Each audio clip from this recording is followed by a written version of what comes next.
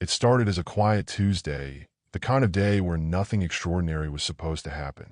The sun hung lazily in the sky, and people shuffled through their routines, oblivious to the monumental shift about to ripple through the cosmos. I was there, sitting in my cramped apartment, controller in hand, locked in a fierce battle with a stranger halfway across the world in some pixelated war zone. Little did I know, that same day, humanity would find itself locked in a very real battle. Not with each other, but with something far beyond our understanding. The aliens didn't arrive with blaring trumpets or ominous warships. No, they came quietly, almost politely. Their ships shimmered into existence above Earth like mirages, sleek and silver, defying every law of physics we thought we understood. They didn't blast cities or demand surrender.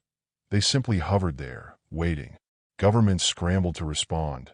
Jets were scrambled, weapons primed, but no attack came. Instead, a single message was broadcast globally in every language known to man. We are the Zorvax Collective. We seek not war but challenge. Prove your worth. The message was cryptic and maddeningly vague. Prove our worth? Worth of what? Scientists debated, politicians postured, philosophers waxed poetic about existential tests. But it wasn't until the Zorvax sent their emissary, a towering figure of bioluminescent tendrils and shifting fractal patterns, that we began to understand. The emissary appeared on live television during a global summit held hastily by world leaders. It didn't speak in words, but instead projected images and sensations directly into the minds of everyone watching. It showed us their species' history, a civilization so advanced they had transcended physical needs millennia ago. They no longer fought wars or sought resources. They sought only one thing: entertainment. To us, the Zorvax emissary communicated through its pulsating light patterns. Existence is a game. We travel from star to star seeking those who can challenge us in contests of intellect, creativity, and skill. Fail to entertain us, and we will move on. Move on, someone dared to ask. To extinguish your species, it clarified without malice or emotion. Panic spread like wildfire. The Zorvax weren't here for conquest. They were here for sport. And if we couldn't amuse them, well, humanity would become just another forgotten footnote in their galactic travels. The world's greatest minds convened to discuss how to respond. Chess grandmasters argued with esports champions. Physicists debated game designers. Military strategists pushed for combat simulations while artists lobbied for puzzles and storytelling. The Zorvax didn't seem interested in offering specifics. They simply waited, patient as gods. It was then that someone, no one knows exactly who, suggested something audacious: video games. At first, the idea seemed laughable. How could something as trivial as video games save humanity? But as the days stretched into weeks with no clear solution, desperation turned laughter into consideration. Video games were uniquely human, an amalgamation of art, technology, competition, and creativity rolled into one chaotic package. If anything could encapsulate the spirit of our species, it was this digital frontier where imagination knew no bounds. The plan was simple: challenge the Zorvax to play our games. A team of developers was assembled overnight. Programmers, artists, writers, and gamers from every corner of the globe working around the clock to create something worthy of alien attention. They called it Project Genesis, a compilation of humanity's finest gaming achievements stitched together into one ultimate experience. Strategy games that demanded cunning, shooters that tested reflexes, role-playing worlds brimming with lore, puzzles so intricate they bordered on madness. When the day came to present Project Genesis, the atmosphere was electric with both hope and dread. The Zorvax emissary stood silently as humanity's representatives explained their offering, a digital gauntlet designed not just to entertain, but to challenge even the most advanced minds in the universe. "Do you accept?" our leaders asked nervously. The emissary didn't respond verbally, but instead extended one of its shimmering appendages toward the console prepared for it, a custom rig built from Earth's most advanced tech. The room held its collective breath as the alien interfaced with our creation for the first time. What happened next defied all expectations. The Zorvax weren't just skilled, they were inhumanly skilled. They tore through levels with precision that bordered on clairvoyance, solved puzzles faster than they could be explained, and adapted strategies mid-game with terrifying efficiency.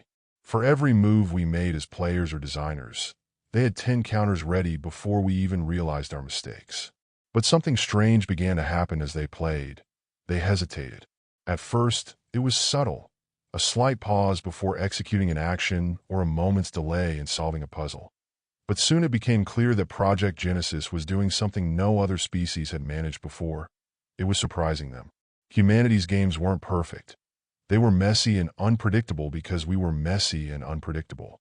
Where other civilizations might have presented sterile logic puzzles or rigid contests of skill, we offered chaos wrapped in creativity.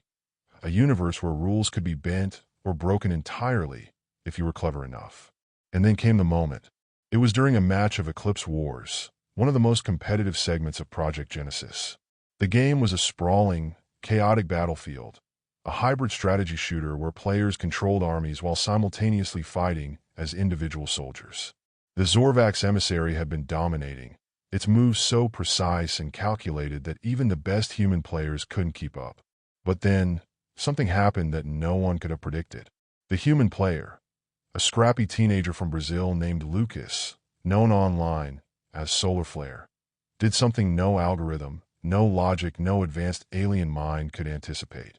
He made a mistake, a huge mistake. He sent his entire fleet into what should have been an obvious trap, leaving his base completely undefended. The Zorvax paused for a fraction of a second, a hesitation so slight it was almost imperceptible, and then moved to exploit the error. Their forces surged forward, overwhelming Lucas's exposed flank. But it wasn't a mistake. Lucas had baited them.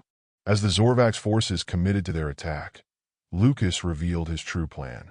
He had hidden a small strike team in the asteroid belt surrounding the battlefield, an unorthodox maneuver that no experienced player would ever attempt because it was too risky, too inefficient. But Lucas wasn't playing by conventional rules. While the Zorvax forces obliterated his decoy fleet, his hidden team launched a surprise assault on their command center, crippling their operations in one swift blow.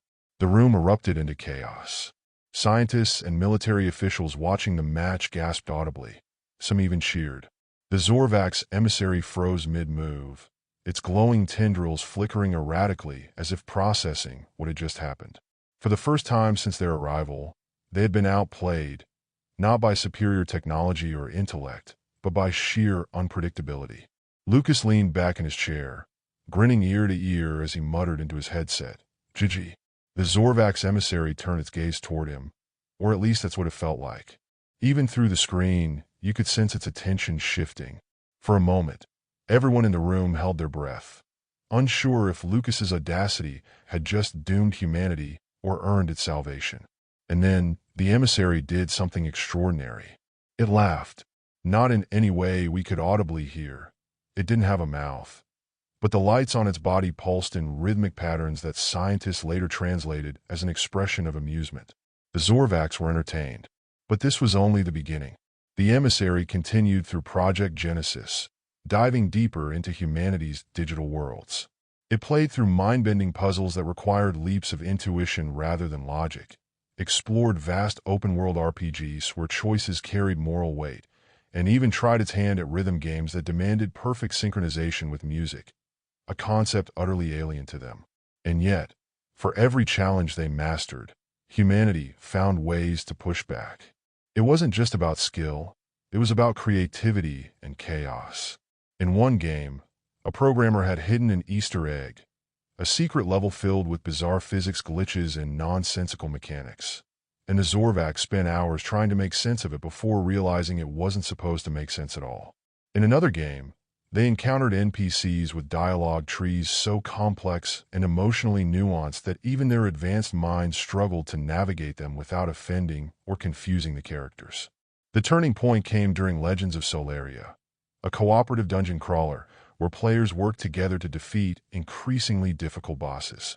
For this segment, humanity fielded a team of its best players from around the world: strategists from South Korea, sharpshooters from the United States, puzzle solvers from Japan, and storytellers from Europe who had memorized every line of lore in the game's universe.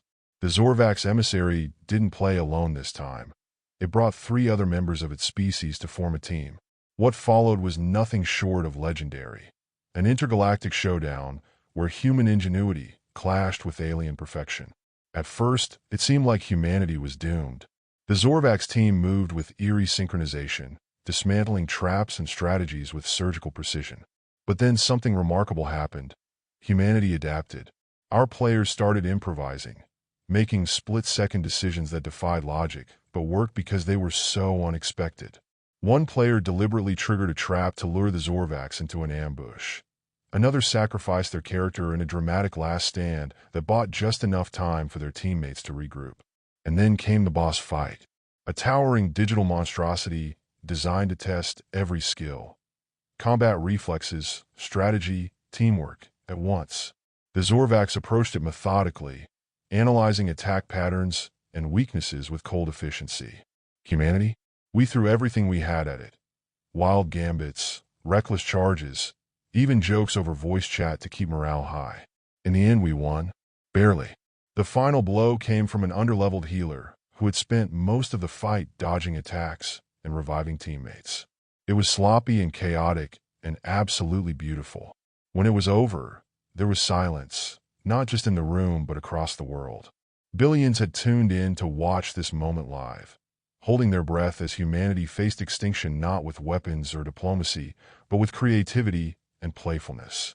The Zorvak's emissary stood motionless for what felt like an eternity before finally speaking, or rather projecting, its verdict. You are unique. There was no malice in its tone this time, no cold detachment or superiority, just curiosity tinged with something almost like respect. But we knew this wasn't over yet. The Zorvaks weren't done testing us, not by a long shot, and humanity still had everything to prove. This was only level 1.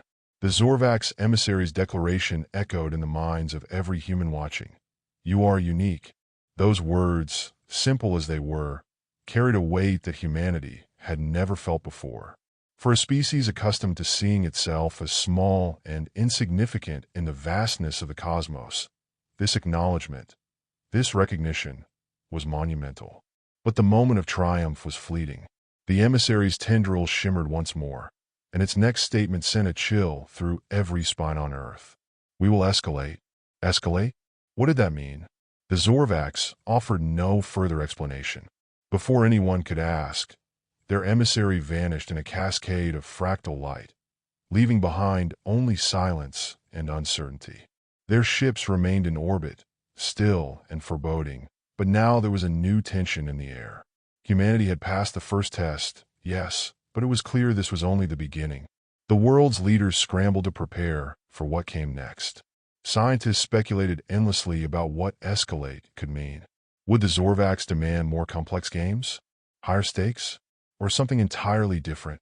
The developers of Project Genesis were already working overtime to expand their creation, adding new levels, new challenges, and new mechanics designed to push both humans and aliens to their limits.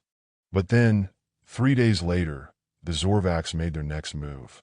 Without warning, every screen on Earth, televisions, phones, billboards, flickered to life with an image of the emissary. Its tendrils pulsed in a mesmerizing rhythm as it delivered its message. We have chosen your battlefield.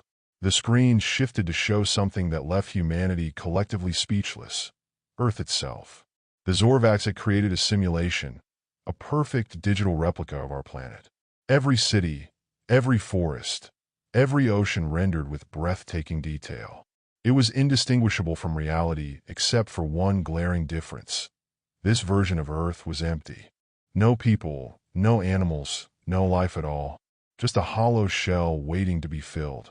This is your playground, the emissary explained.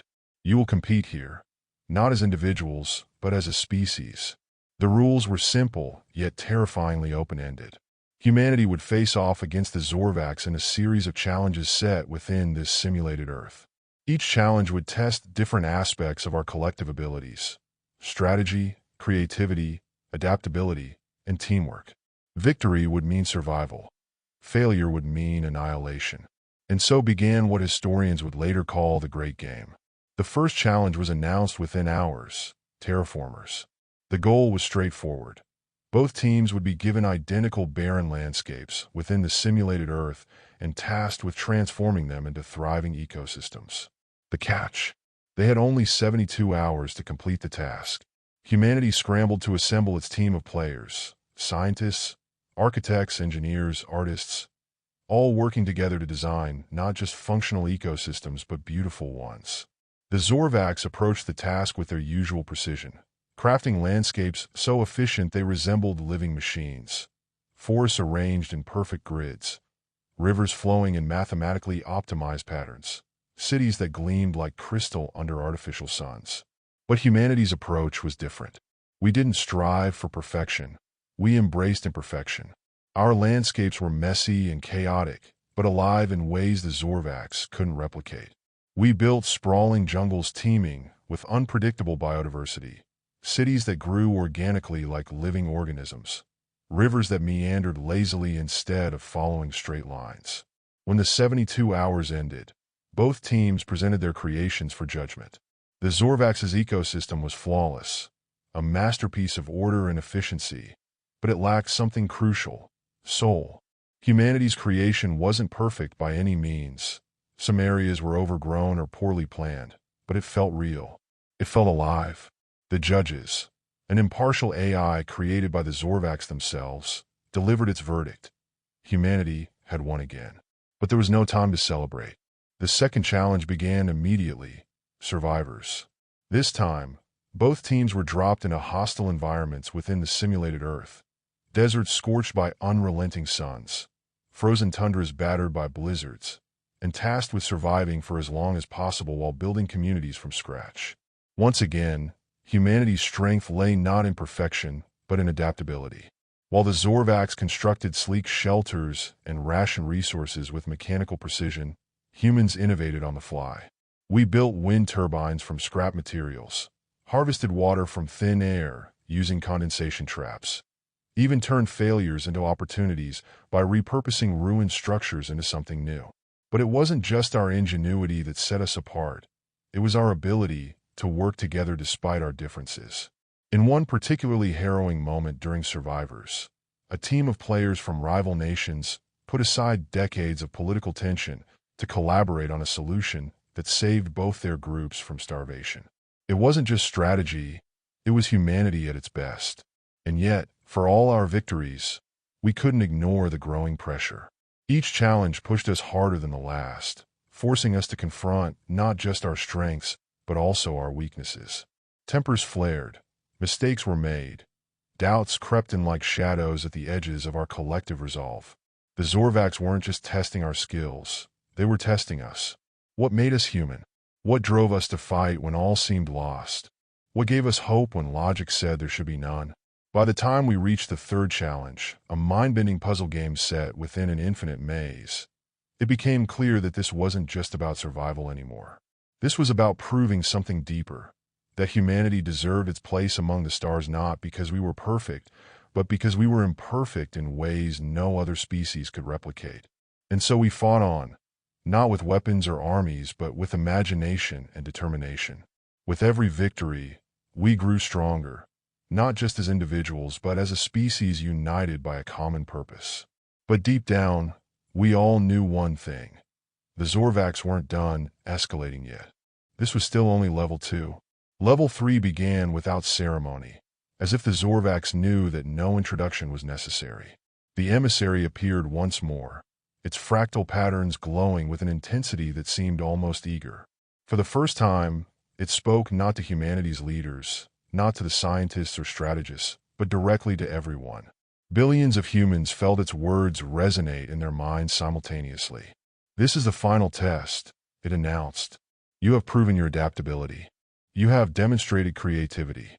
But now, you must face the ultimate challenge: yourselves." The screens flickered again, and the simulated Earth transformed before our eyes. Cities reappeared, bustling with life. Forests teemed with animals. Oceans shimmered with movement. It was no longer an empty shell. It was a perfect replica of Earth as it had been before the Zorvax arrived. But there was something deeply unsettling about it. The people in this simulation weren't just generic figures. They were us. Every human on Earth had a digital counterpart within this world, exact down to the smallest detail. "This is your Earth," the emissary continued. "Your histories, your conflicts, your triumphs and failures, all replicated here. The final test is simple. You must save it." The rules were maddeningly vague. Save it from what? How? The Zorvax offered no clarification. Instead, they vanished once more, leaving humanity to grapple with the enormity of the task ahead. At first, panic set in. How could we possibly save an entire planet? What did that even mean? But as we began exploring the simulated Earth, the answer became horrifyingly clear. This wasn't just a test of our ingenuity or creativity. It was a test of our humanity.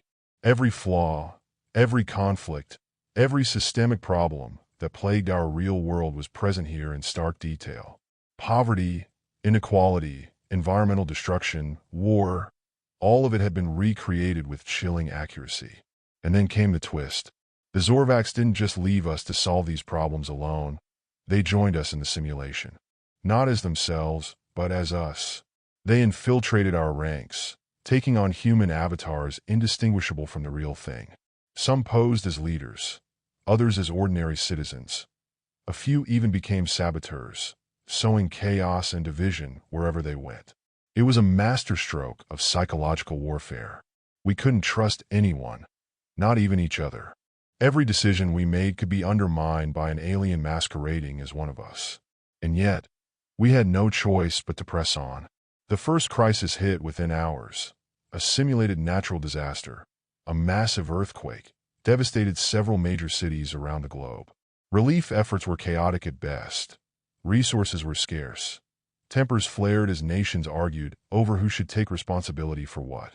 And all the while, the Zorvax watched silently from within our ranks, testing not just our ability to solve problems, but our willingness to work together despite our differences.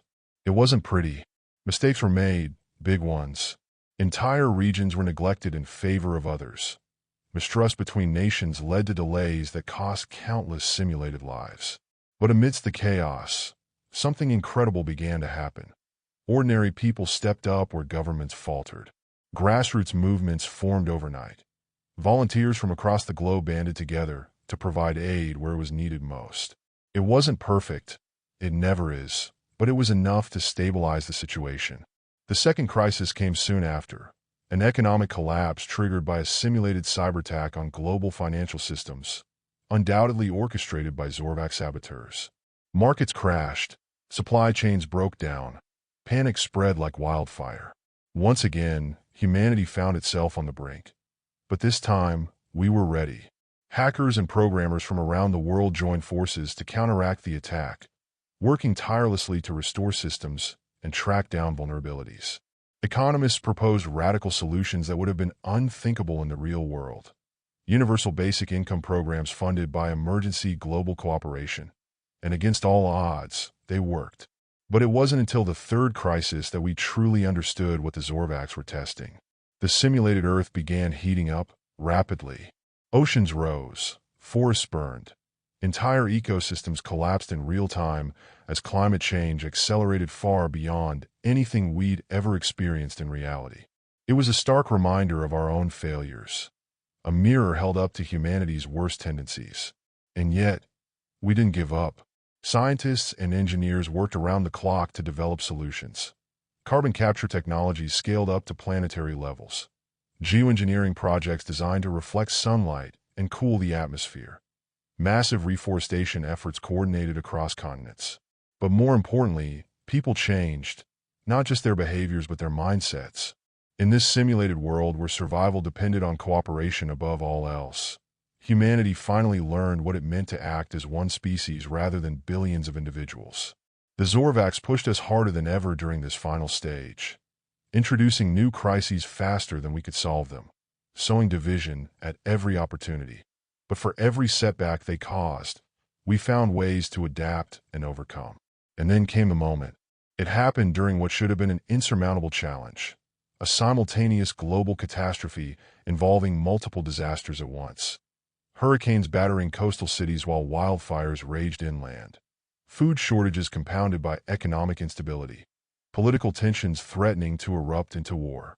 But instead of collapsing under pressure, humanity rose. Nations set aside their differences entirely, not temporarily but permanently, forming alliances that transcended borders and ideologies. Scientists shared data freely without concern for patents or profits. Artists and storytellers inspired hope where logic said there should be none. Even ordinary people found ways to contribute, whether by volunteering their time or simply supporting those who could do more. For once, we acted not out of fear or self-interest, but out of something greater, belief in each other. When it was over, when every crisis had been resolved and every challenge met, the simulated Earth stood stronger than it had ever been before, because we had built it together. The Zorvak's emissary reappeared then, not within the simulation but in reality, and for a long moment, it said nothing at all. Its tendrils flickered faintly as if struggling to process what it had witnessed. Finally it spoke. "You have succeeded." But there was something else in its tone now, something almost like awe. "You are flawed," it continued softly. "Chaotic, unpredictable, imperfect beyond comprehension." It paused again before delivering its final verdict. "And that is why you are extraordinary." The Zorvak's emissary's glowing tendrils dimmed for a moment, as if it were contemplating the enormity of what it had just witnessed. Humanity stood at the edge of its seat, billions of people holding their breath as they waited for what would come next. The silence stretched on, heavy with anticipation, until finally, the emissary spoke again. "You are unlike any species we have encountered," it said, its tone, if such a thing could exist in an alien's mental projection, tinged with something almost like admiration. "Your games are not merely contests of skill or intellect. They are reflections of your very essence.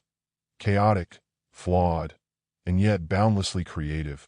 The emissary gestured toward the simulated Earth, which now shimmered with life and vibrancy beyond anything even the Zorvaks could have imagined. "This is not just a victory. It is a testament to what you are capable of when united. You have passed our final test." For a moment, humanity dared to hope that this was the end, that we had proven ourselves and earned our place among the stars.